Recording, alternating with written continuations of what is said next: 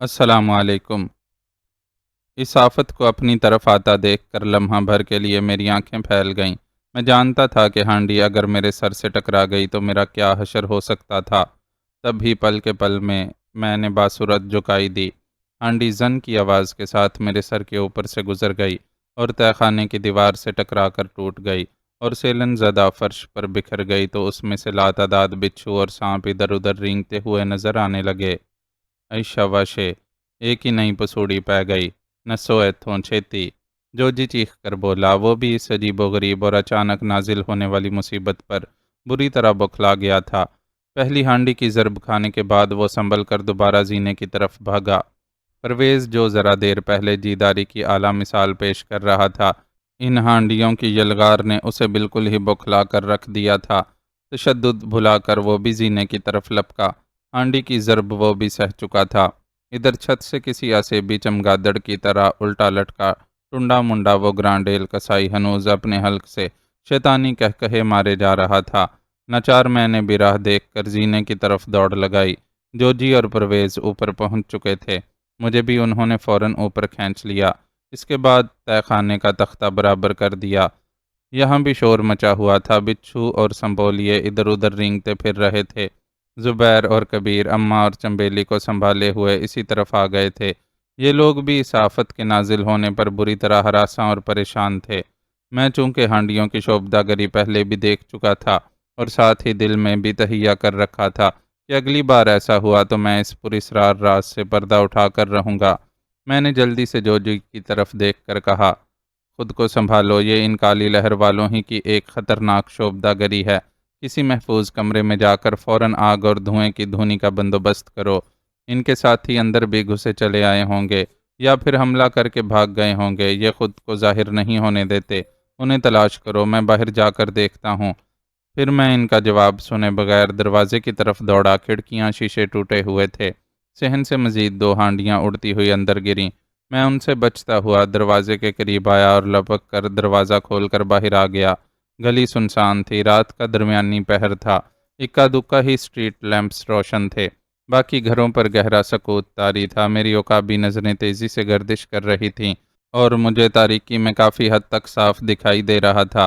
تبھی اچانک میں نے 3-4 سیاہ ڈاٹا پوشوں کو کلب کی عمارت کی جنوبی اور مشرقی دیواروں کے قریب تیزی سے منڈلاتے دیکھا۔ ان کے لباس بھی سیاہ ہی تھے۔ عام آدمی انہیں مشکل سے ہی دیکھ پاتا، مگر جیسا کہ مذکور ہو چکا، بھاگی بوٹی والی طاقت نے میری جسمانی ہی نہیں بلکہ بصری قوت بھی غیر معمولی حد تک بڑھا دی تھی۔ تیزی سے گشت کے دوران وہ اپنے ہاتھ میں رسی کی طرز کا کوئی آلہ جس کے سرے پر ایک چھینکا لگا ہوا تھا گھما رہے تھے اور اس کے اندر سے ہانڈی نکل کر کلب کی اونچی دیواروں کے اوپر سے اندر جا پڑتی۔ ان کی پشت پر مجھے ایک گٹھڑی سی بھی جھولتی نظر آئی۔ ہانڈیاں شاید اس کے اندر بھری ہوئی تھیں اور وہ اسی میں ہاتھ ڈال کر رسی والے عجیب قدیمی آلے کے چھینکے میں رکھ کر مہارت سے اچھال کر پھینکتے۔ میں نے اپنے ہونٹ بھینچ لیے اور انہیں للکارتا ہوا ایک ڈھاٹا پوش کی طرف لپکا۔ جب تک وہ سنبھلتا میں چشم زدن میں اس کے سر پر پہنچ چکا تھا۔ وہ خود بھی لمحہ بھر کوشش در رہ گیا، پھر اس نے مجھ پر حملہ کرنا چاہا تو میں نے ڈھاٹا پوش کے چہرے پر مکہ جڑ دیا۔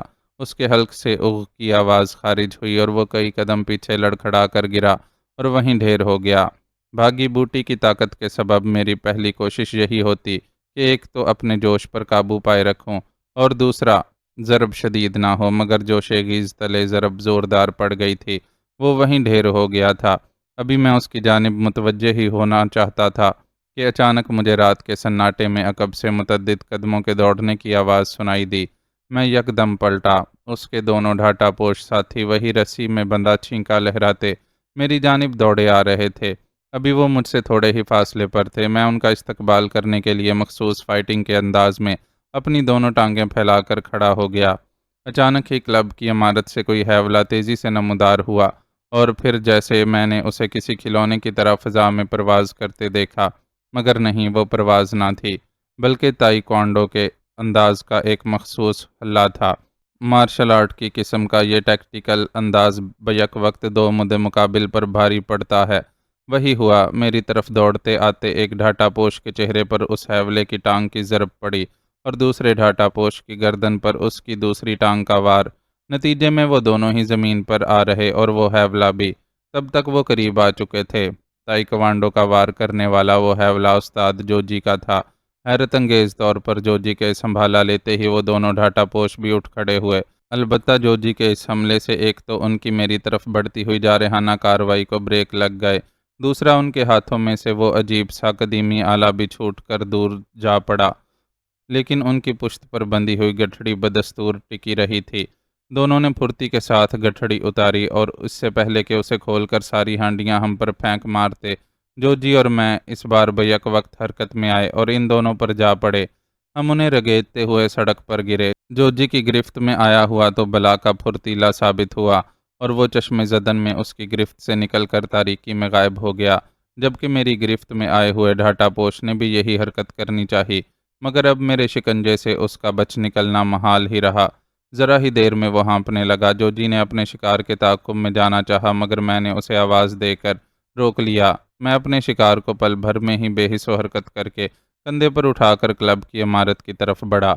جوجی میرے ساتھ تھا۔ میرے اشارے پر اس نے وہ ہانڈیاں پھینکنے والا ان کا مخصوص قدیمی آلہ بھی اچک لیا۔ گیٹ کے پاس پہنچ کر ہم رک گئے۔ وہاں پرویز اماں اور چنبیلی کو لیے کھڑا تھا۔ اندر زبیر اور کبیر آگ اور دھوئیں کی دھونی دے رہے تھے۔ آپ سب لوگ ابھی ادھر ہی رکو، پرویز نے کہا۔ اندر ہمارا ایک شکار تہہ خانے میں موجود ہے، جوجی نے اس سے کہا، اس کا خیال رکھنا۔ میں اسی لیے اندر جا رہا ہوں استاد، پرویز بولا۔ کتنی دیر میں یہ سب ٹھیک ہو جائے گا؟ میں نے کسی خیال کے تحت پوچھا۔ دوسرا شکار ہنوز میرے کندھے پر لدا ہوا تھا۔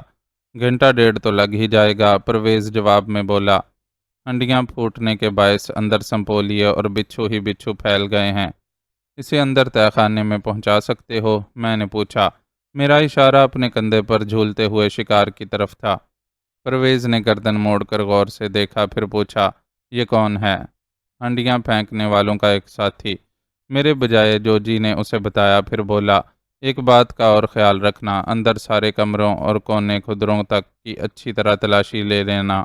ان کے دو ایک ساتھی شاید دیوار ٹاپ کر اندر بھی پہنچ چکے تھے۔ ارے یہ گوپھن کہاں سے لبا؟ اچانک پرویز کی نظر اپنے استاد جوجی کے ہاتھ میں پکڑے اس آلے پر پڑی۔ گوپھن؟ یہ کیا ہوتا ہے؟ جوجی نے پوچھا۔ میں بھی پرویز کی طرف دیکھنے لگا۔ وہ شاید اس عجیب و غریب آلے سے شناسا تھا۔ جی ہاں، یہ تو ایک پرانے زمانے کا ہتھیار ہے جسے فلاخن بھی کہتے ہیں۔ اس کا جو چھینکا دیکھ رہے ہیں نا، اس میں پتھر رکھ کر اسے رسی سے گردش دی جاتی ہے اور پھر دور تک پتھر مد مقابل کی جانب پھینکا جاتا تھا۔ یہ بری طرح زخمی کرتا ہے۔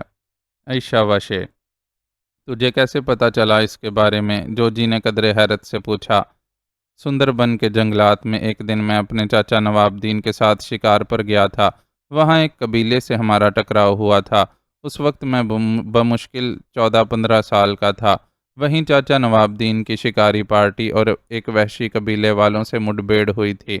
انہوں نے ہم پر اسی آلے سے پتھروں کی بارش کی تھی۔ اوہ، کیا تم بنگال کے رہنے والے ہو؟ میں نے پرویز کی طرف دیکھ کر پوچھا، تو اس نے ہولے سے اس بات میں اپنے سر کو جنبش دیتے ہوئے دزدیدہ نظروں سے اپنے استاد جوجی کی طرف دیکھا۔ جوجی ہلکی مسکراہٹ تلے مجھ سے بولا، ہاں، یہ بنگال کا ہی رہنے والا ہے۔ وہاں اسی سبب شروپا قبیلے سے ان کی دشمنی ہو گئی تھی۔ ان کم بختوں نے اس کے چاچا نواب دین سمیت اس بیچارے کے ماں باپ، بہن بھائی، سب کو اسی ہتھیار سے پتھروں کی بارش کر کے کیما بنا ڈالا تھا۔ یہ بیچارہ کسی طرح بھاگ کر پانی کے جہاز میں یہاں پاکستان چلا آیا تو میری پناہ میں آ گیا۔ اوہ، میرے ذہن کی گہرائیوں میں کھلبلی شروع ہوئی تھی کہ پرویز نے جیسے لگے ہاتھوں ایک اور انکشاف کرتے ہوئے کہا، یہ جو تہہ خانے میں موجود شکار ہے، یہ بھی مجھے بنگالی ہندو لگتا ہے۔ شاید ان لوگوں کا بالواسطہ یا بلا واسطہ تعلق سندر بن کے اسی قبیلے سے لگتا ہے۔ اس کی وضاقتہ اور لہجہ پہچاننے میں غلطی نہیں کر سکتا۔ اس کی بات پر میں بری طرح چونکا اور کہا، تمہارا خیال ہے کالی لہر والوں کا تعلق شروپا قبیلے سے ہو سکتا ہے؟ کسی نہ کسی طرح ہو سکتا ہے، پرویز بولا۔ میں نے تو اسے دیکھتے ہی پہچان لیا تھا کہ یہ بنگالی ہندو ہے اور اس کا وحشیانہ پن شروپا قبیلے سے تعلق کی چغلی کھا رہا ہے۔ تبھی تو میں نے اس پر تشدد کر کے اپنے دل کی برسوں پرانی بڑاس نکالی تھی۔ یہ میرے لیے ایک اہم انکشاف تھا۔ ممکن تھا کہ کالی لہر والوں کے اس گروہ میں شروپا قبیلے کے لوگ بھی ہوں۔ بلکہ کیا خبر میڈم لچھمی اور رانگا بابا براہ راست خود ہی شروپا قبیلے سے متعلق ہوں۔ میری تشویش اور پریشانی اور گہری ہونے لگی۔ عائشہ وشے، تو اب سہراب کو اور پریشان مت کر، اسے اندر لے جا، جوجی نے مجھے پھر پریشان پا کر پرویز سے کہا۔ پرویز نے اپنے سر کو اثباتی جنبش دی اور شکار مجھ سے لے کر اپنے کندھے پر ڈال لیا۔ اس کے بعد وہ اندر چلا گیا۔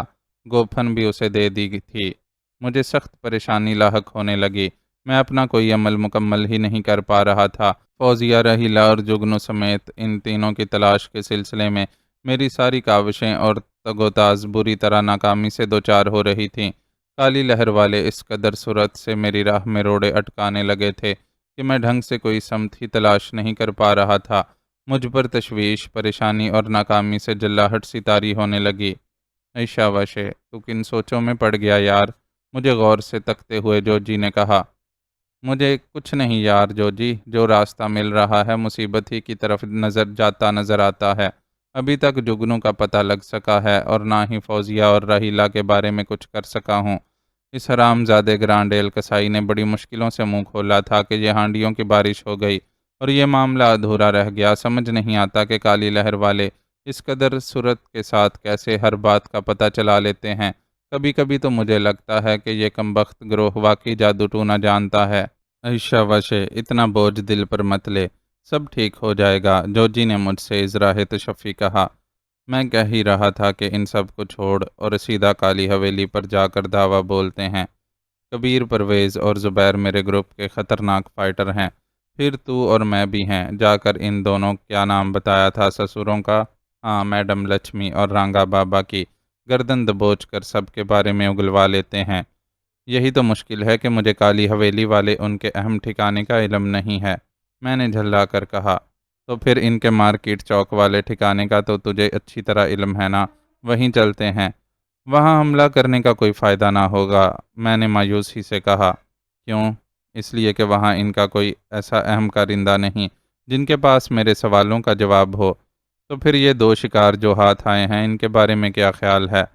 گرانڈیل کسائی سے امید بندی تھی اور یہ ہانڈی پھینکنے والا نیا شکار بھی ہمارے ہاتھ لگا ہے، لیکن درمیان میں یہ نئی مصیبت کھڑی ہو گئی۔ اس پر تو ہم نے قابو پا لیا نا، بس اب ذرا اندر کے حالات درست ہو جانے دے، جوجی بولا۔ اماں اور چنبیلی خاموشی سے کھڑی ہماری باتیں سن رہی تھی۔ مجھے ان غریبوں کا دھیان ہی نہیں رہا کہ ان کی بھی خیریت پوچھتا۔ اماں، چنبیلی، تم دونوں تو ٹھیک ہو نا؟ ہاں پتر، ہم بالکل ٹھیک ہیں، پر یہ سب دیکھ کر مجھے تیری فکر ہونے لگی ہے۔ تو نے یہاں بھی اپنے دشمن پال رکھے ہیں۔ اماں کے لہجے میں یکا یک تشویش در آئی۔ اس کی بات پر جوجی کے منہ سے بے اختیار عادتاً ہولے سے عائشہ وشے ضرور برآمد ہوا تھا، مگر وہ آگے کچھ نہ بولا۔ میں نے اماں کی طرف دیکھ کر پھیکی مسکراہٹ تلے کہا، ہاں اماں، میرے دشمنوں کی کہیں بھی کمی نہیں ہے، لیکن تو فکر مت کر، اللہ نے مجھے استاد جوجی اور اس کے بہادر اور جانثار ساتھیوں جیسے دوست بھی دے رکھے ہیں۔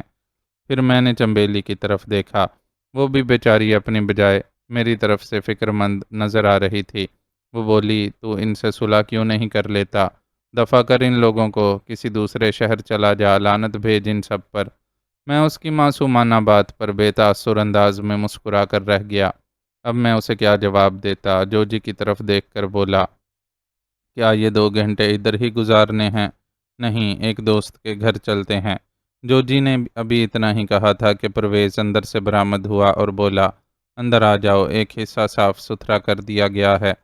ہم اندر آ گئے اور ایک کمرے میں جا کر بیٹھ گئے۔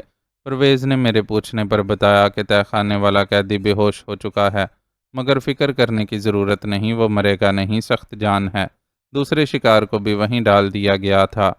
تھوڑی دیر بعد کبیر اور زبیر ہانپتے ہوئے برآمد ہوئے۔ ان کے چہروں پر کپڑوں کے توبڑے چڑھے ہوئے تھے۔ دھونی دینے اور عمارت کو سنپولیوں اور بچھوؤں سے پاک کرنے کے بعد وہ بری طرح تھکے ہوئے نظر آ رہے تھے۔ ہم کمرے میں ہی سستانے اور باتیں کرنے لگے۔ ہانڈیوں کے حملے کے بعد جس قدر گندگی پھیلی تھی، وہ 1-2 گھنٹوں میں صاف ہونے والی نہیں تھی۔ یہ بات ہمیں کبیر اور زبیر نے بتا دی تھی، تاہم 2 کمروں کی اس قدر صفائی کر دی گئی تھی کہ ہم وہاں بیٹھ سکتے تھے۔ جوجی نے کبیر اور زبیر کو ذرا دیر آرام کرنے کے لیے وہیں فرش کے ایک کونے میں سو جانے کا کہا۔ اماں اور چنبیلی کو دوسرے برابر والے کمرے میں آرام کرنے بھیج دیا گیا۔ پرویز تہہ خانے میں دونوں قیدیوں کی دیکھ بھال پر مامور رہا۔ میں اور جوجی کمرے میں تنہا تھے۔ ذرا دیر بعد پرویز نے آ کر بتایا کہ دونوں قیدی خیریت سے ہیں۔ نیند اور تھکن سے ہمارا بھی برا حال تھا۔ پرویز نے مجھے اور جوجی کو بھی ذرا دیر آرام کرنے کا مشورہ دیا۔ چند گھنٹوں کی نیند کے بعد ہم جاگے تو دن نکل چکا تھا۔ کبیر اور زبیر چند اور لوگوں کو شامل کر چکے تھے اور اچھی طرح انہوں نے مل کر ساری صفائی کر دی تھی۔ ناشتہ وغیرہ کرنے کے بعد میں، جوجی اور پرویز تہہ خانے میں آ گئے۔ گرانڈیل کسائی کو چھت سے اتار کر کونے میں رسن بستہ کر کے پھینک دیا گیا تھا۔ اس کی حالت دیکھ کر دوسرے قیدی کو تشویش لاحق ہو رہی تھی۔ وہ خاصا بکھلایا ہوا تھا اور فکر مند سا نظر آ رہا تھا۔ گرانڈیل اپنی حیت قضائی کے سبب نیم بے ہوش یا نیند میں تھا۔ میں نے دوسرے قیدی کو زہرناک نظروں سے گھورا۔ تم لوگوں کی ایک شعبدہ بازی سے تو میں نے پردہ اٹھا دیا، لیکن اب تم مجھے یہ بتاؤ گے کہ تمہیں یہاں کے اور ہمارے بارے میں کیسے علم ہوا؟ اسی دوران پرویز دانستہ اپنی تکنیک میں مصروف رہا۔ وہ چھت سے لگی زنجیروں اور چرخیوں کو درست کرنے اور بڑی سی میز پر لگی فولادی بونگ اور دیگر آہنی اوزار ادھر ادھر کرنے میں لگا رہا۔ ساتھ ہی وہ بڑی جلاد صفت نظروں سے دوسرے قیدی کو بھی تکتا جاتا، جیسے اب اس کی باری آنے والی ہو۔ قیدی بھی سہمی اور دزدیدہ نظروں سے اس کی طرف دیکھ لیتا تھا۔ مجھے کچھ نہیں معلوم، قیدی منمناتی آواز میں جواب دیتے ہوئے بولا۔ یہ ان کی مکاری تھی۔ گرفت میں آتے ہی یہ معصوم بن جاتے تھے، ورنہ ان سے زیادہ خونخوار اور فسادی کوئی نہیں تھا۔ ہمیں تو صرف یہ حکم ملا تھا کہ ہم ہانڈیاں لے کر یہاں حملہ کر دیں۔ اچھا، میں نے طنزیہ کہا، پھر پرویز کی طرف دیکھا۔ پرویز، میرا خیال ہے یہ ایسے منہ نہیں کھولے گا۔ تمہیں اس پر بھی تھوڑی محنت کرنا پڑے گی، جس طرح اس دیو پر کی ہے۔ میری مراد گرانڈیل کسائی سے تھی۔ عائشہ واشے، بالکل ٹھیک کہا۔ جوجی بھی جیسے چٹخارا لے کر اپنے مخصوص لہجے میں بولا۔ یہ دیو بھی خود کو کچھ سمجھنے کی غلطی کر رہا تھا، مگر بعد میں اسے منہ بھی کھولنا پڑا اور اپنے جسمانی اعضاء سے محروم بھی ہوا۔ بدقسمت، بے وقوف، جوجی نے طنزیہ انداز میں افسوس کا اظہار کیا۔ پرویز شہ ملتے ہی سیدھا ہو گیا اور قیدی کی جانب بڑھتے ہوئے بولا، تھوڑی سی محنت کیوں جی، مجھے اچھی طرح میدان تو مار لینے دو۔ اس سالے پر بھی تو مجھے بس تھوڑا ہی کھیل کھیلنے کا موقع ملا، اور افسوس اس نے میرے پہلے ہی حربے پر زبان کھول دی۔ میری تو حسرت ہی رہ گئی۔ کہتے ہوئے پرویز نے جھک کر قیدی کو ٹانگ سے پکڑ کر اس طرح گھسیٹا جیسے لیٹے ہوئے اڑیل بکرے کو کسائی اٹھا کر پٹکتا ہے۔ بڑی سی بونگ والی میز پر پٹکنے کے بعد اس نے ایک نوکیلا اوزار سنبھال لیا۔ ٹھہرو، میں بتاتا ہوں۔ قیدی گھگیانے لگا۔ میں نے پرویز کو اشارے سے روک دیا۔ یہ خالی ایٹما کرے گا جی، خود ہی دیکھ لو۔ پرویز یہ کہتے ہوئے ایک طرف ہو گیا۔ قیدی کے دونوں ہاتھ پشت پر بندھے ہوئے تھے، ایک پہلو کے بل پر وہ میز پر پڑا تھا۔ میں اس کے قریب ہوا اور سوال دہرایا۔ وہ جی، بگے نے فون پر اطلاع کر دی تھی جبرو کو، مگر وہاں تو ٹیلی فون کاٹا جا چکا تھا۔ میں نے اسے گھورا، ایک تار ہی تو کاٹی تھی، وہ بگے اور چوکیدار نے خود ہی درست کر لی تھی۔ یہ جبرو وہی تو نہیں جو تمہارے مارکیٹ چوک والے ٹھکانے میں ہوتا ہے؟ ہاں، یہ وہی ہے۔ اس نے فوراً کالی حویلی اطلاع دی، اور وہاں سے مجھ سمیت 4 آدمی سیالکوٹ روڈ پر آن کھڑے ہوئے اور پھر وہاں سے پیچھا کرتے ہوئے یہاں تک آئے تھے۔ عائشہ واشے بے اختیار قریب کھڑے جوجی کے منہ سے برآمد ہوا۔ جبرو بھی تمہارے ساتھ تھا؟ ہاں، قیدی نے جوجی کی طرف اشارہ کرتے ہوئے کہا۔ آخر میں جو اس کے چنگل سے بھاگ نکلنے میں کامیاب ہوا وہ جبرو ہی تھا۔ کالی حویلی کا راستہ بتاؤ جدھر میڈم لچھمی اور رانگا بابا رہتے ہیں۔ میں نے آخر میں ایک اہم بات پوچھ لی۔ وہ اسی طرح منمنا کر بولا، ہم نے صرف اس کا نام سنا ہے جی، گئے کبھی نہیں، صرف خاص لوگ ہی جا سکتے ہیں، ہمیں اجازت نہیں، نہ ہی اس کی کبھی ضرورت پڑی، ہم تو حکم کے غلام ہیں۔ یہ بات کہہ کر تم اپنی جان نہیں چھڑا سکتے، میں نے غرا کر کہا۔ میں سچ کہہ رہا ہوں جی، نہ جانے یہ بدبخت لوگ کون ہیں جو ہماری مجبوری کے سبب ہمیں خرید لیتے ہیں اور اپنا آپ ہم سے چھپاتے بھی ہیں۔ تو کیا تم ان کے گروہ سے تعلق نہیں رکھتے؟ میں نے قدرے چونک کر کہا۔ تعلق تو ہے جی، پر بس اتنا کہ ہم جیسے زر خریدوں کو ایک جگہ محدود رکھا جاتا ہے، ہمارا کام صرف حکم بجا لانا ہوتا ہے۔ تمہارے جیسے اور کتنے لوگ ہیں؟ اصل لوگ ان کے چند ہی ہیں، زر خرید ان سے زیادہ ہیں۔ اس نے اہم انکشاف کیا۔ اپنے دشمنوں پر عجیب و غریب حملے کروانے کے لیے ہمیں استعمال کیا جاتا ہے۔ خاص حملے کے لیے ان کا اور گروپ ہے جو باقاعدہ تربیت یافتہ ہے۔ خاص حملے سے کیا مراد ہے تمہاری؟ وہ جی قتل شتل، تم اسی شہر کے ہو؟ جی ہاں، اور تمہارے جیسے باقی ساتھی؟ ان میں سے چند ادھر کے ہیں، باقی آس پاس کے پنڈ اور دیہاتوں سے تعلق رکھتے ہیں۔ اسے جانتے ہو؟ میں نے گرانڈ ایل کسائی کی جانب اشارہ کیا۔ بس اتنا ہی کہ یہ ان کا خاص آدمی ہے، شاید اس کا کوئی اصل نام بھی ہو، مگر اسے شکرا کے نام سے پکارتے سنا ہے۔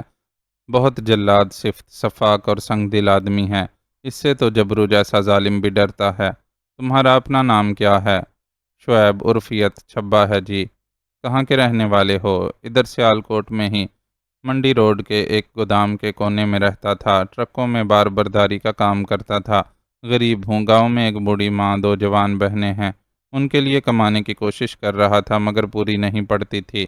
آڑتی اور ٹھیکیدار مجھ سے بہت سختی سے پیش آتے تھے، کوئی مدد بھی نہیں کرتے تھے۔ بدقسمتی سے پھر میں ان لوگوں کے چنگل میں پھنس گیا۔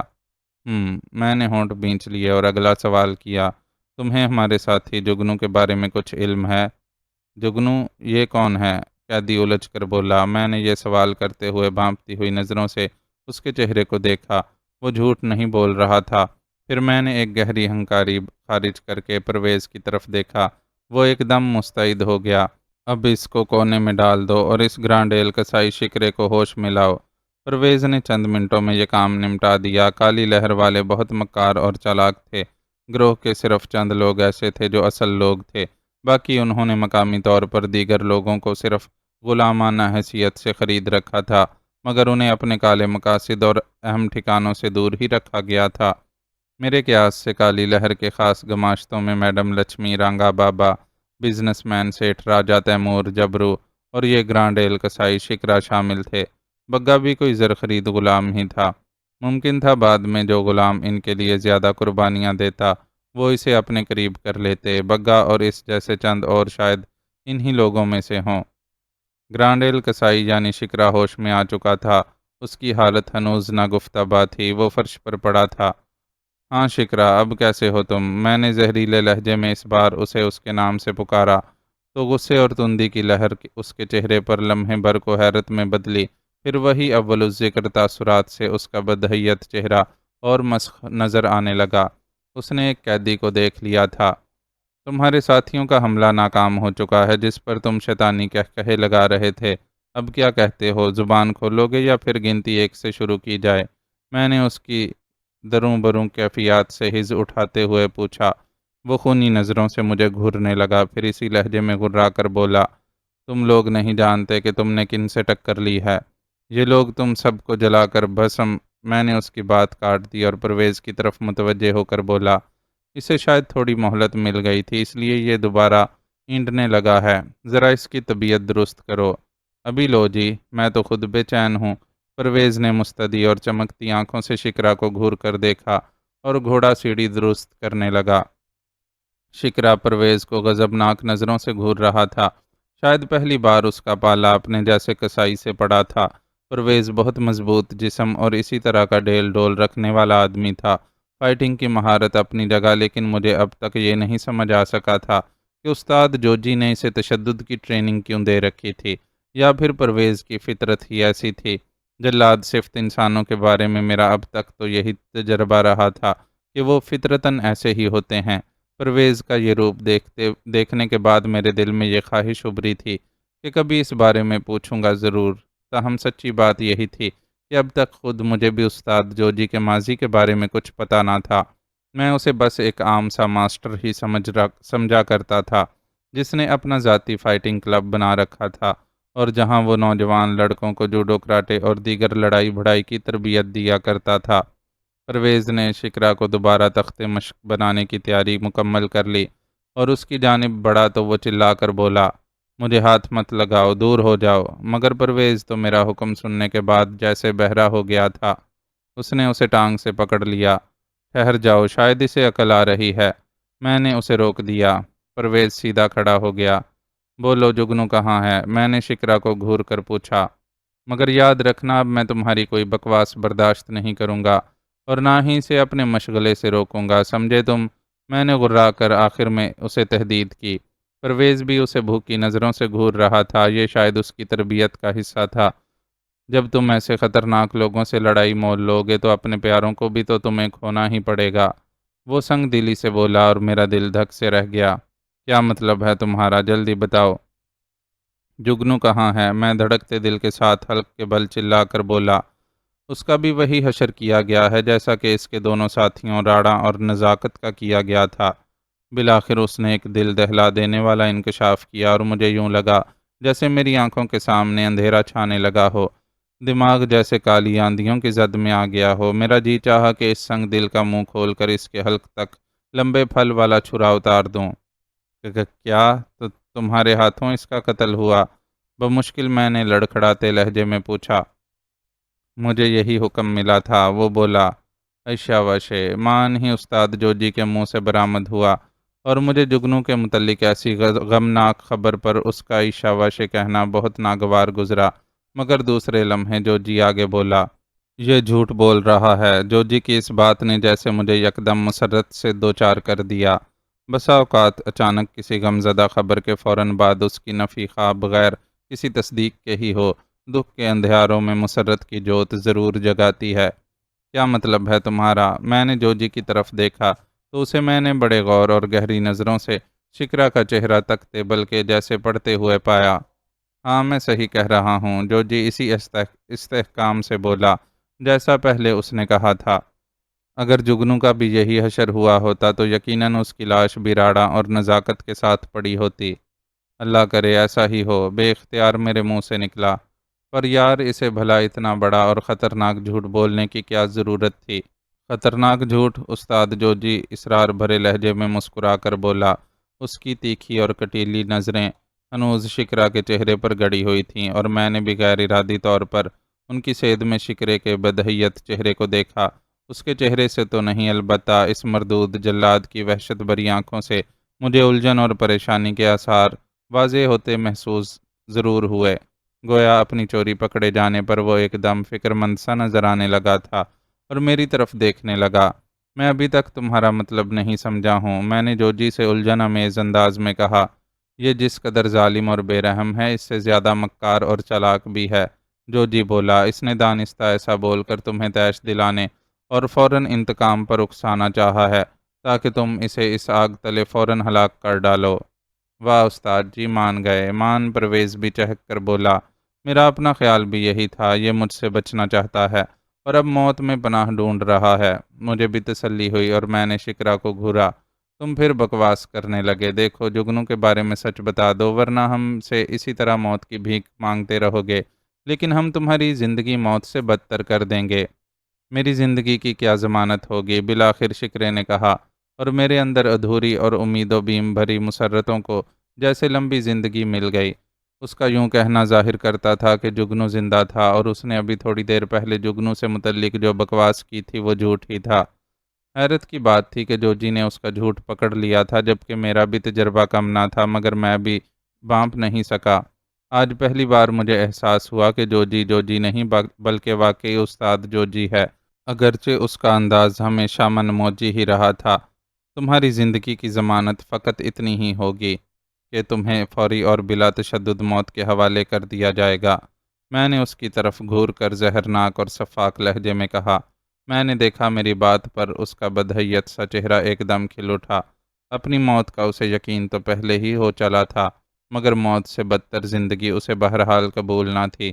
وہ خود بھی ایک جیدار آدمی لگتا تھا۔ وہ جان چکا تھا کہ اس نے راڑا اور نزاکت کی جو حالت کی ہے، اس ناقابل تلافی جرم کی سزا موت کی صورت میں بہرحال اسے بھگتنا تو ہوگی ہی، مگر وہ اس طرح تشدد سہ کر نہیں جینا چاہتا تھا۔ یہ اپنی زندگی سے مایوسی کی انتہا سہی، تاہم اس کا یہ فیصلہ غلط نہ تھا۔ وعدہ کرو۔ وعدہ رہا، لیکن اس کے ایفا کا انحصار تمہاری بات کی تصدیق پر ہوگا۔ میں نے محتاط لہجے میں کہا۔ مجھے منظور ہے۔ پہلے جگنو کے بارے میں بتاؤ۔ وہ زندہ ہے اور کالی حویلی میں قید ہے۔ کالی حویلی کا راستہ؟ اس نے سیالکوٹ کے جنوبی مضافاتی علاقے کا نام اور اس کی صراحت بیان کر دی۔ میری دو ساتھی فوزیہ اور راحیلہ بھی ان کے قبضے میں تھیں۔ مجھے ان کا بھی فقط اسی حد تک علم ہے کہ وہ بھی وہیں ہیں، لیکن شکرا کچھ کہتے کہتے رکا تو میں نے بے چینی سے پوچھا، لیکن کیا ان دونوں کو بہت جلد کسی اور مقام پر منتقل کرنے کا فیصلہ کیا جانا تھا؟ اس لیے میں ان دونوں لڑکیوں کے بارے میں یقین سے نہیں کہہ سکتا کہ وہ اب بھی وہاں ہوں گی یا نہیں۔ اسی لیے اگر وہ وہاں نہ ملی تو اس میں میرا قصور نہیں ہوگا۔ اس مردار کی بات نے مجھے مزید پریشان کن تشویش میں مبتلا کر دیا۔ تاہم یہ کیا کم تھا کہ ہمیں میڈم لچھمی اور رانگا بابا کے اصل ٹھکانے کا پتہ معلوم ہو چکا تھا۔ میں آگے مستفسر ہوا، دریائے توی کے کنارے وہ کیا معاملات تھے جس کے لیے راجہ تیمور اور تم لوگ وہاں ایک خفیہ میٹنگ پر پہنچے تھے؟ میرے اس سوال پر وہ پھر ہچر مچر کے موڈ میں نظر آنے لگا۔ یہ بھانپتے ہوئے میں نے کہا، یاد رکھنا شکرا، میں وہاں کا کونا کونا کھنگال کر رہوں گا، اس لیے جھوٹ مت بولنا۔ میری آسان موت کا کیا بندوبست کرو گے تم لوگ؟ اس کی سوئی پھر وہیں گھوم گئی۔ جو تمہارا انتخاب ہو، زہریلا انجیکشن، اس کا حصول ناممکن حد تک مشکل ہے، میں نے رکھائی سے جواب دیا۔ عائشہ وشے، کنپٹی پر گولی مارنے کے بارے میں کیا خیال ہے؟ اس بار جو جی نے لقمہ دیا، یہ کچھ بہتر رہے گا، شکرا بولا۔ چلو اب میرے آخری سوال کا جواب دو۔ وہاں وہ اپنا زیر زمین خفیہ ٹھکانہ قائم کرنا چاہتے ہیں۔ کیا اسی مقصد کے لیے یہ لوگ پہلے بانڈیل سائیں کے علاقے میں زمین خریدنا چاہتے تھے؟ یہ سوال اچانک کچھ سوچ کر جو جی نے کیا تھا۔ ہاں، پر اس سے بات نہیں بن سکی۔ بانڈیل سائیں اپنے علاقے میں انہیں زمین نہیں دینا چاہتا تھا۔ عدیل کا قتل کس وجہ سے کیا گیا؟ جو جی نے اگلا سوال کیا۔ عدیل اقبال کا آدمی تھا۔ اقبال بانڈیل سائیں کا پرانا اور گہرا دوست تھا۔ اقبال نے ہی بانڈیل سائیں کو منع کیا تھا۔ اقبال وہاں کوئی سالونٹ پلانٹ لگانا چاہتا تھا، ساتھ ہی جرائم پیشہ افراد کے لیے ایک بڑا ٹھکانہ بھی۔ میڈم لچھمی اور رانگا بابا کو اس کا پتہ چلا کہ اصل وجہ بانڈیل سائیں کی اقبال سے دوستی ہے تو انہوں نے اقبال کو رام کرنا چاہا، مگر وہ بھی نہ مانا۔ عدیل کو اقبال نے ان کی جاسوسی پر لگایا کہ آخر پتہ چلے یہ لوگ ہیں کون جو بظاہر خود کو کاروباری ظاہر کر رہے ہیں۔ عدیل نے ان کی اصلیت جان لی، مگر انہیں معلوم ہو گیا اور ان لوگوں نے عدیل کا قتل کر ڈالا۔ راجہ تیمور ان کا اہم ساتھی بنا ہوا ہے۔ یہ کیا چکر ہے؟ اس بار میں نے پوچھا۔ شکرا بولا، راجہ تیمور ان کا خاص دست راست ہے۔ وہ چونکہ سیالکوٹ کی ایک معروف کاروباری شخصیت ہے، اسی لیے میڈم وغیرہ نے اسے ساتھ ملا کر آڑ ڈھونڈنی چاہی ہے۔ بانڈیل سائیں سے بھی اس کی کاروباری حد تک شناسائی ہے۔ اس نے بھی بانڈیل کو ایک دن اپنے آفس بلا کر منانا چاہا تھا۔ بانڈیل نہ مانا تو دونوں کے درمیان تلخ کلامی ہوئی۔ مجھے یاد آیا یہ اسی بات کا ذکر کر رہا تھا جو ہمیں پہلے کبیر بتا چکا تھا، جب وہ اپنے رقیب وسیم کا پیچھا کرتے ہوئے اس کے باپ راجہ تیمور کی شہاب پورہ والی تیمور انڈسٹریز نامی ایک بلڈنگ کے آفس تک جا پہنچا تھا۔ وہاں اس نے اپنی آنکھوں کے سامنے ان کی تلخ کلامی کا منظر دیکھا تھا، لہٰذا شکرا جھوٹ نہیں بول رہا تھا۔ دریائے توی کے کنارے اب یہ زمین انہیں راجہ تیمور کی وجہ سے مل چکی ہے۔ وہ کس مقصد کے لیے لی گئی ہے؟ اپنا دھندا بڑھانے اور مضبوط کرنے کے لیے۔ ان کا دھندا کیا ہے؟ لوگوں کو آہستہ آہستہ جادو ٹونے کی جانب مائل کرنا اور سب کو بمبورگا کا پیروکار بنانا ہے۔ میں اور جوجی دونوں ہی اس انکشاف پر چونکے بنا نہ رہ سکے۔ عائشہ وشے، یہ بمبورگا کون ہے؟ اس کے بارے میں مجھے کچھ نہیں معلوم، بس جو میڈم اور رانگا بابا کی زبانی تذکرہ سنا میں نے بتا دیا۔ اب بھگوان کے لیے میری جان چھوڑو، میں نے تم لوگوں کو بہت کچھ بتا دیا، اب تو وہ لوگ بھی مجھے زندہ نہیں چھوڑیں گے اور تمہاری طرح اذیتیں دے کر ہلاک کریں گے، لیکن تم مجھ سے وعدہ کر چکے ہو کہ مجھے آسان موت۔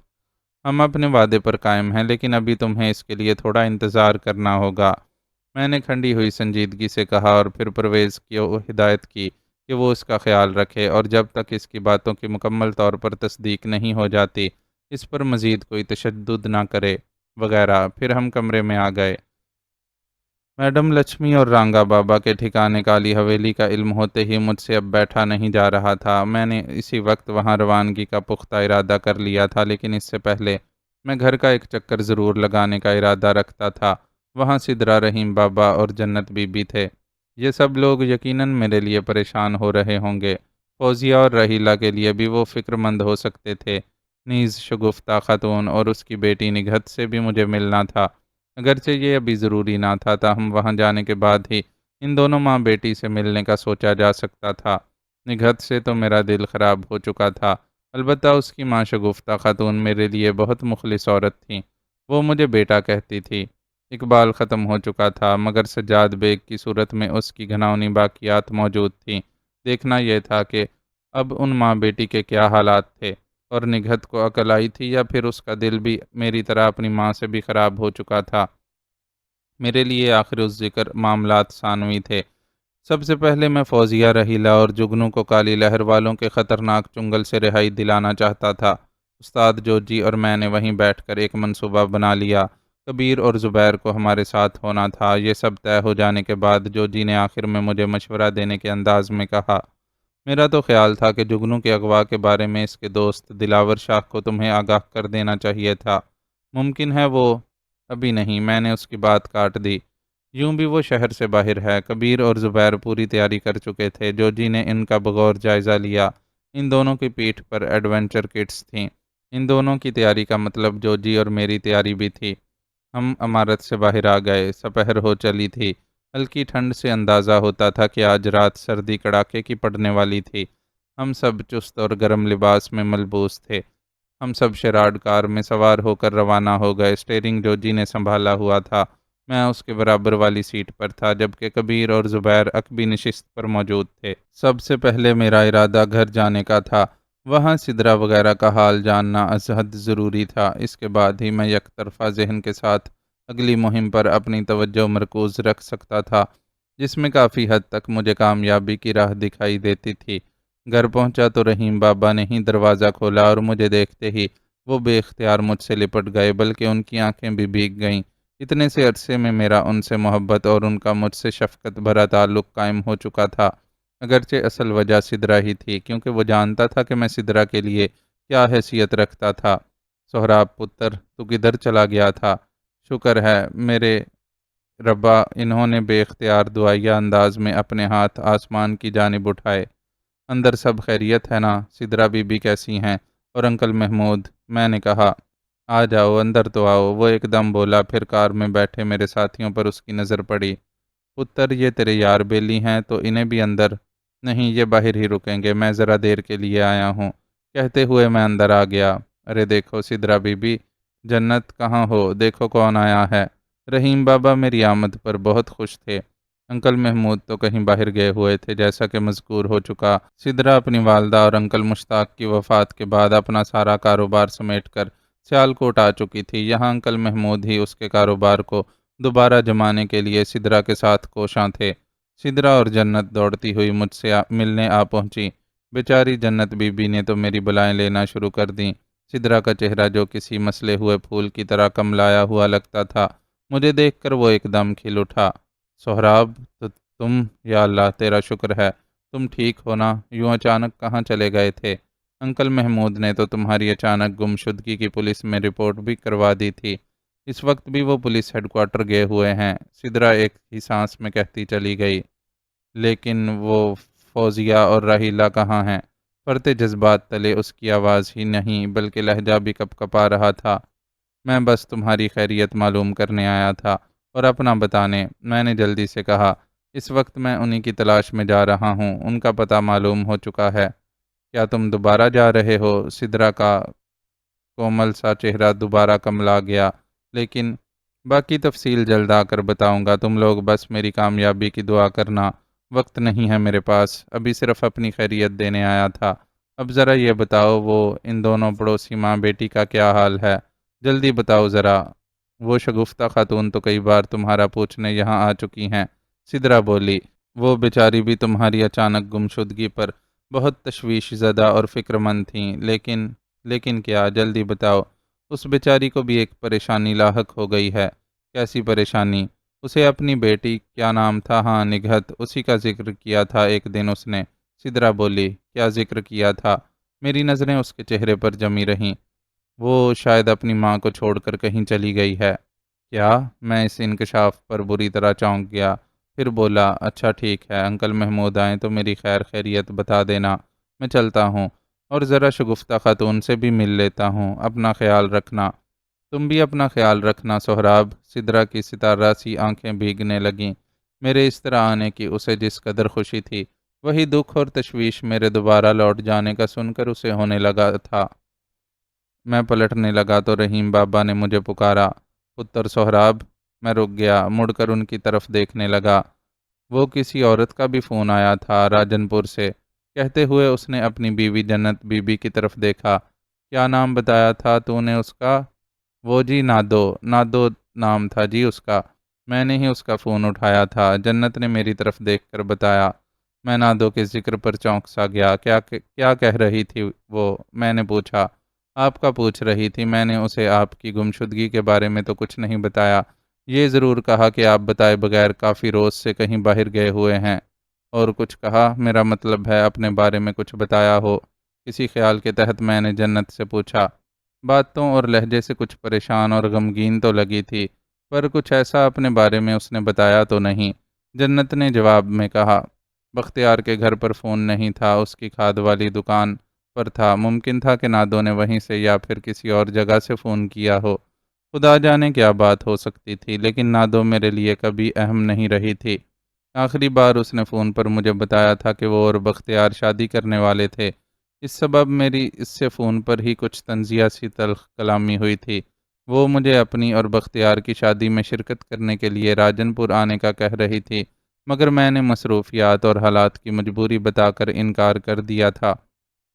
بہرکیف ابھی جی تو چاہا کہ اسے فون کر لوں، مگر پھر ارادہ بدل لیا اور باہر آ گیا۔ وہاں سے میں ساتھیوں کے ساتھ شگفتہ خاتون کے گھر کے سامنے رکا، جو پچھلی جانب ہی تھا۔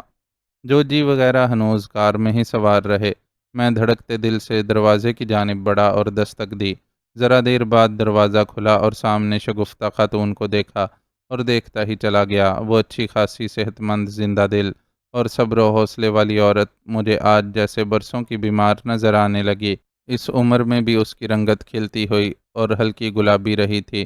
لباس اور رکھ رکھاؤ کا بھی وہ خیال رکھتی تھی، مگر اب تو وہ یوں دکھائی دی جیسے بستر علالت سے بمشکل اٹھ کر گھسٹتی ہوئی دروازہ کھولنے آئی ہو۔ اس کے بال اجڑے اور بکھرے ہوئے تھے، آنکھیں متورم، لباس بھی نہ جانے کب کا پہنا ہوا تھا۔ بکار اور تنتنے کے ساتھ اس کا کھڑا ہونا نہ جانے اب کہاں رخصت ہو گیا تھا۔ اب تو وہ یوں کھڑی تھی جیسے اب گری کہ تب۔ سہراب! مجھے دیکھتے ہی بمشکل اس کی زبان سے نکلا، اور وہ فرتے جذبات تلے ناطاقتی کے باوجود میری جانب بڑھی تھی کہ گرنے لگی۔ میں بڑھ کر اسے تھام نہ لیتا تو وہ باہر ہی آ گرتی۔ میرا اس خاتون سے کوئی رشتہ نہ تھا ماں سوائے انسانیت کے۔ وہ مجھے بیٹا کہتی تھی۔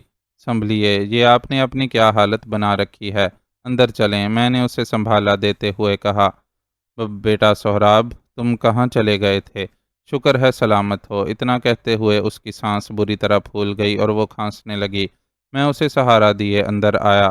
گھر کی حالت اور ابتری دیکھ کر میرے دل پر ایک گھونسا سا لگا۔ کہاں تو یہاں ہر شے سے صفائی، نفاست اور خوش سلیقگی جھلکتی نظر آیا کرتی تھی، لیکن اب تو جیسے وہ دیار ہی اجڑ گیا تھا۔ صحن میں ہی ایک چارپائی پڑی تھی اور پاس ہی ایک گرد جمی کرسی۔ چارپائی پر میلی چیک چادر اور میلا سا تکیہ بے ترتیب پڑا تھا۔ قریب ایک لکڑی کے چھوٹے سے سٹول پر گلاس اور پانی کا جگ پڑا تھا۔ شگفتہ جیسی نفیس خاتون کی اس حالت زار پر مجھے بڑا دکھ ہوا اور حیرت بھی ہوئی۔ میں نے اسے سہارا دے کر چارپائی پر بٹھا دیا اور خود کرسی سنبھال کر اس کے سامنے بیٹھ گیا۔ یہ سب کیا ہے؟ آپ کی حالت اور یہ نگہت کہاں گئی؟ میں نے اٹکتے ہوئے لہجے میں پوچھا۔ میری نظریں اس پر جمی رہیں، اس کے پژمردہ چہرے پر جسمانی بیماری سے زیادہ روح کے زخم کی دردناک کی واضح تھی۔ آنکھوں سے دکھ، غم اور تقدیر کی مار کا رنگ آنسوؤں کی صورت جھلکتا تھا۔ سب ختم ہو گیا سہراب بیٹے، وہ اسی لہجے میں بولی۔ میرا دل لمحہ بھر کو دک سے رہ گیا۔ کیا سب ختم ہو گیا آنٹی؟ خدا کے لیے کچھ تو بتائیں، آپ کی اور یہاں کی حالت زار میرے لیے ناقابل برداشت ہو رہی ہے۔ میں نے پھر بے چینی سے پوچھا۔ اس نے اپنے خشک پڑتے ہونٹوں پر زبان پھیری اور آہستہ آہستہ کہنے لگی، اقبال نے میری زندگی کا باقی ماندہ سکون بھی چھین لیا۔ سوچا تھا اس جرائم پیشہ شخص کو چھوڑ کر اپنی بیٹی کے ساتھ یہاں آ کر باقی کی زندگی سکون سے بسر کروں گی، اور اپنی بچی پر اس شخص کے کالے کرتوتوں کا سایہ بھی نہیں پڑنے دوں گی۔ تنہا رہوں گی، مگر نگہت کی تربیت اور پرورش پر کوئی کسر نہیں اٹھا رکھوں گی۔ ایسا بھی ہوتا رہا، لیکن پھر بدقسمتی سے اقبال کے منحوس سائے نے یہاں بھی میرا پیچھا نہ چھوڑا۔ میری ساری محنت، مشقت اور جوانی جو میں نے نگہت کی اچھی پرورش پر لگا دی، سب بیکار گئیں۔ اتنا کہہ کر وہ ذرا دیر کے لیے رک گئیں۔ میں خاموشی سے ان کی سنتا رہا۔ مرتے مرتے بھی وہ اپنی منحوسیت کا سایہ نگہت پر ڈال گیا تمہیں تو معلوم ہی تھا نا بیٹا کہ وہ مجھے ہی مجرم سمجھنے لگی تھی کہ میں نے اپنے سکون کی خاطر اسے ایک باپ کی شفقت سے محروم کر دیا۔ اس پگلی نے یہ بھی نہ سوچا کہ جب میں نے اس کے باپ کو اس کے کالے کرتوتوں کی وجہ سے چھوڑا تھا تو اس وقت خود میں بھی تو جوان تھی، میرے بھی تو جذبات تھے، میری بھی تو خواہشیں تھیں اور حسرتیں تھیں۔ میں چاہتی تو دوسری شادی کر سکتی تھی، مگر میں نے تو اپنی جوانی، اپنا سکھ چین سب نگہت پر وار دیا۔ کیا اس پگلی کو میری اتنی بڑی قربانی اور احسار نظر نہ آیا؟ کہتے کہتے وہ رو پڑی۔ مجھے یہ سب کچھ معلوم تھا، اس میں کیا شک تھا کہ شگفتہ خاتون ایک نیک فطرت، باحوصلہ اور بہت ہمت والی تھی۔ چاہتی تو اپنے شوہر اقبال کے ساتھ عیش و آرام کی زندگی گزار سکتی تھی، لیکن اس کے ضمیر نے ایک جرائم پیشہ شخص کی کمائی ہوئی حرام دولت کا سایہ خود پر اور نہ ہی اپنی بیٹی پر پڑنے دیا، اور اپنی جوانی میں ہی اپنے جرائم پیشہ شوہر سے علیحدگی اختیار کر کے اپنی معصوم بچی کو لے کر کراچی سے یہاں چلی آئی۔ مجھے نگہت پر اسی بات کا سخت طیش تھا۔ اپنی مجھے پرواہ نہ تھی کہ وہ مجھ سے بھی اب نفرت کرنے لگی تھی۔ وجہ یہی تھی کہ اقبال نے اپنے آخری ایام میں نگہت کو نہ صرف اپنی ماں کے خلاف بلکہ میرے خلاف بھی ورغلا کر اس کا دل خراب کر ڈالا تھا۔ شگفتہ خاتون غم کے مارے ڈھہنے لگی تو میں نے بڑھ کر انہیں تھام لیا اور بستر پر آہستگی سے لٹا دیا۔ حوصلہ رکھیں آنٹی، آپ نے کچھ بھی غلط نہیں کیا۔ آپ تو ایک باضمیر خاتون ہیں، مجھے آپ پر فخر ہے۔ آپ نے جو کچھ کیا اپنی نیک فطرت اور باضمیری سے کیا۔ انسانوں کا کیا ہے، ان کا بس چلے تو دوسرے کے منہ کا نوالا بھی چھین لیں۔ لیکن نگہت تو میری اولاد تھی، سگی اولاد، اس نے میرے ساتھ ایسا کیوں کیا؟ شگفتہ خاتون شدت دکھ سے بولیں۔ وہ ایک ماں تھیں، اولاد کی بے رخی نے انہیں اندر تک توڑ ڈالا تھا۔ کیا اس نے میرا احسار اور میری قربانیاں بھی بھلا دیں؟ آخر بتائیں تو صحیح، نگہت کہاں اور کیوں آپ کو چھوڑ کر چلی گئی؟ جواب دینے سے پہلے نگہت خاتون نے پاس اسٹول پر رکھے پانی کے جگ کی طرف دیکھا۔ میں فوراً اٹھا اور گلاس میں پانی ڈال کر انہیں پلایا۔ انہوں نے ایک گہری سانس جیسے بمشکل کھینچی اور بتانے لگیں۔ اقبال جب ہسپتال میں دم توڑ رہا تھا تو نگہت وہاں گئی تھی۔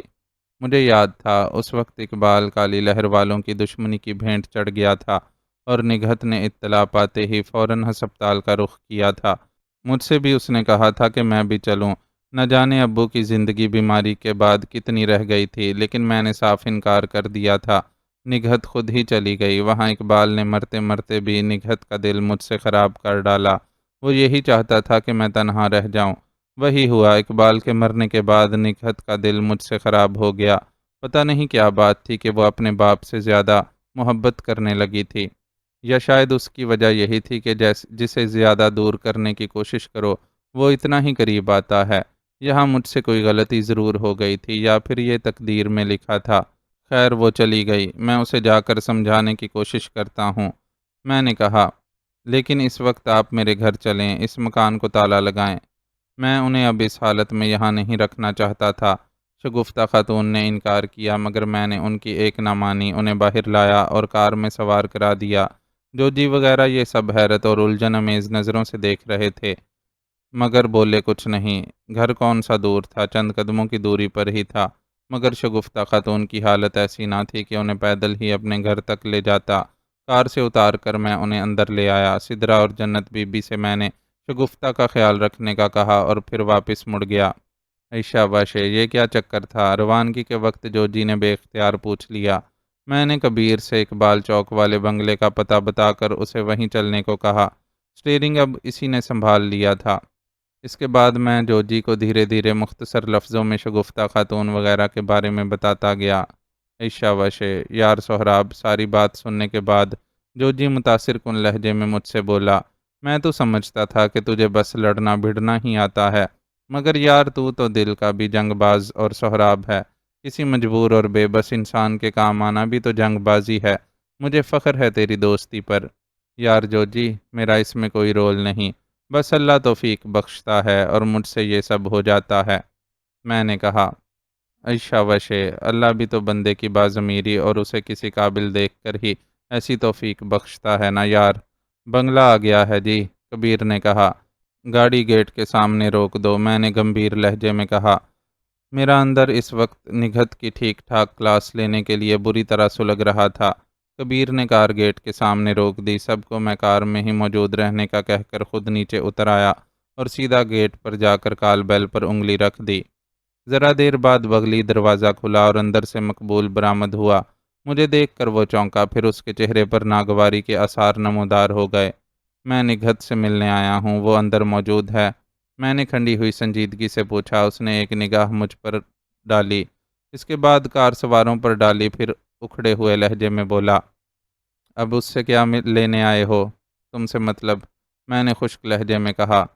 اسے جا کر بتاؤ میں آیا ہوں اور اس سے ملنا چاہتا ہوں۔ وہ اس وقت گھر پر نہیں ہے، اس نے جواب دیا۔ ویسے بھی وہ تم سے ملنا ہرگز پسند نہیں کرے گی۔ کہاں گئی ہے اور کب تک آ جائے گی؟ میں نے اس کی آخر ذکر بات پر کوئی تبصرہ کیے بغیر گمبھیر لہجے میں پوچھا۔ مجھے نہیں پتا۔ اس سے بحث کرنے یا الجھنے کا کوئی فائدہ نہ تھا اور نہ ہی میرے پاس وقت تھا۔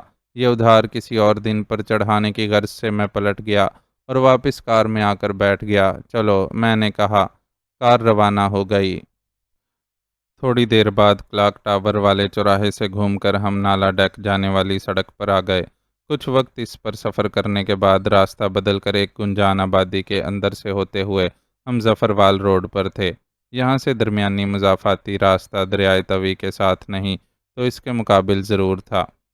اگلے نصف گھنٹے بعد ہم اس مختصر سی آبادی والے مقام پر آ گئے جدھر شکرا کے مطابق کالی حویلی کو آس پاس ہونا چاہیے تھا۔ 2-3 ٹیلے جن پر گھاس اگی ہوئی تھی کے پاس سے گزر کر ایسے مقام پر پہنچے جدھر ذرا فاصلے پر گھنے درختوں کا سلسلہ تھا۔ ڈوبتے سورج کی سنہری کرنوں میں ایک قدرے بلندی پر مجھے بلند و بالا درختوں کی اوٹ سے کسی بیضوی سی عمارت کی جھلک دکھائی دی۔ اس طرف میں نے فوراً ہی اندر بیٹھے بیٹھے ونڈ سکرین سے اشارہ کرتے ہوئے کہا، عائشہ وشے، لگتا ہے تجھے کچھ دکھائی دیا ہے۔ کہتے ہوئے جوجی نے کار اس طرف موڑ دی۔ بس اب روک دو، میں نے کہا۔ میرے چہرے پر جوش کا ارتعاش پیدا ہونے لگا تھا۔ جوجی نے ایک ناپختہ بل کھاتے راستے پر اتر کر کار روک دی۔ کار درختوں کی آڑ میں آ گئی۔ ہم نیچے اترے اور اطراف کا جائزہ لینے لگے۔ گھاس، جنگل اور کہیں بھربھری مٹی والی زمین، یہ سب ملا کر ایک عجیب سا منظر دکھائی دیا۔ میں نے آخر میں اسی سمت گردن ذرا اونچی کر کے دیکھا۔ درختوں کے اوپر سے مذکورہ عمارت کی جھلک ابھی تک نظر آ رہی تھی۔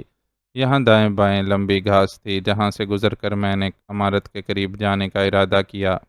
عائشہ وشے، 50-60 قدم تو چلنا ہوگا۔ تم نے اچھا کیا کار عمارت سے کچھ دور ہی رکوا دی۔ جوجی بولا، میرا خیال ہے کبیر اور زبیر کو سر دست ادھر ہی رکنا چاہیے۔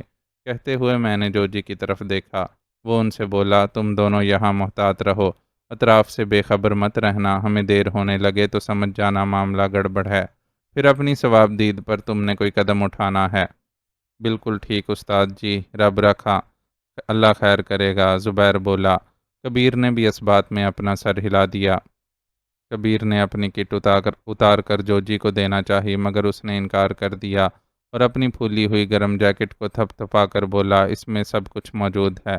میں اور جوجی آگے بڑھ گئے۔ لمبی گھاس کے درمیان سے بہت احتیاط سے چلتے ہوئے ہم 30-40 قدم چلے، اس کے بعد رک گئے۔ جوجی میرے پیچھے تھا۔ مجھے سامنے گھاس اور مٹی کا میدان سا نظر آیا اور وہیں سامنے ذرا فاصلے پر مجھے وہ عمارت دکھائی دے گئی جس کا محل وقوع شکرا نے مجھے ازبر کرا دیا تھا۔ میرے محتاط اندازے کے مطابق یہ ایک منزلہ بنگلہ نما عمارت 5-6 مرلے پر مشتمل تھی۔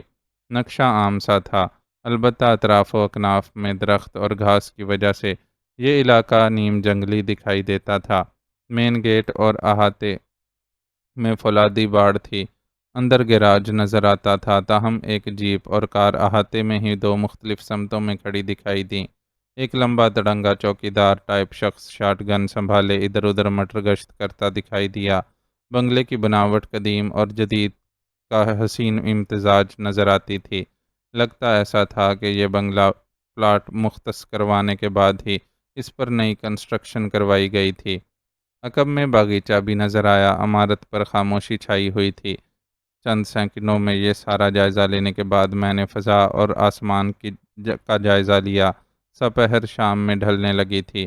نیم جنگلاتی علاقہ ہونے کے سبب شام کا اندھیرا جلد اترا ہوا محسوس ہوا۔ نقب لگائیں یا اس چوکیدار کو انٹا غفیل کر دیا جائے؟ کیا کہتا ہے؟ جوجی نے ہولے سے سرگوشی کی۔ نقب لگانی ہے، میں نے بھی نیچی آواز میں کہا۔ عائشہ وشے چل پھر پچھلی طرف۔ ہم انہی لامبی لامبی گھاس میں محتاط روی سے بڑھتے ہوئے عقبی سمت آئے تو چونک پڑے۔ معزز ناظرین و سامعین، لائک، کمنٹس اور شیئر ضرور کریں، شکریہ۔